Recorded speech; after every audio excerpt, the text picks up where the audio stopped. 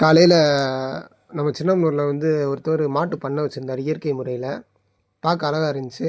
நானும் போய் பார்த்தேன். பார்க்கும் பொழுது 2 புல்வெளி அமைச்சிருந்தார் 2 குழியில்.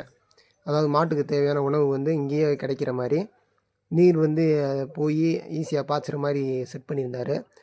6 மாடு வச்சுருந்தார். அதில் வந்து 3 செனை மாடு, 3 பால் கறக்கிற மாடு அப்படின்னு சொன்னார்.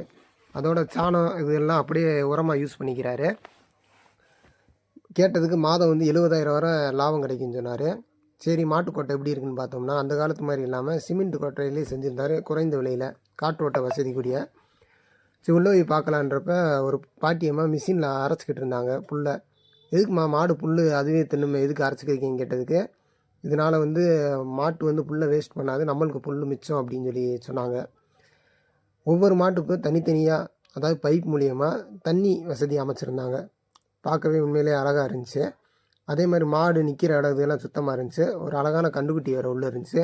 அது கூட 2 நிமிஷம் விளாண்டுட்டு, அதுக்கப்புறம் என்னான்னு பார்த்தீங்கன்னா, மேலே ஃபேன் அமைச்சிருந்தார் ஒவ்வொரு மாட்டுக்கும். மனிதர்களுக்கே ஃபேன் இல்லாத காலகட்டத்தில் ஒரு விலங்குக்கு, ஒரு மாட்டுக்கு வந்து ஃபேன் அமைச்சிருந்தது உண்மையிலேயே ஒரு தோட்டத்துக்காரர் நினச்சி பெருமையாக இருந்துச்சு. அதோட கழிவுகள்லாம் தோட்டத்துக்கு தேவையான இயற்கை உரத்துக்கு யூஸ் பண்ணார். பார்க்கவே மிக அருமையாக இருந்துச்சு. சிறு தொழில் செய்யணும்னா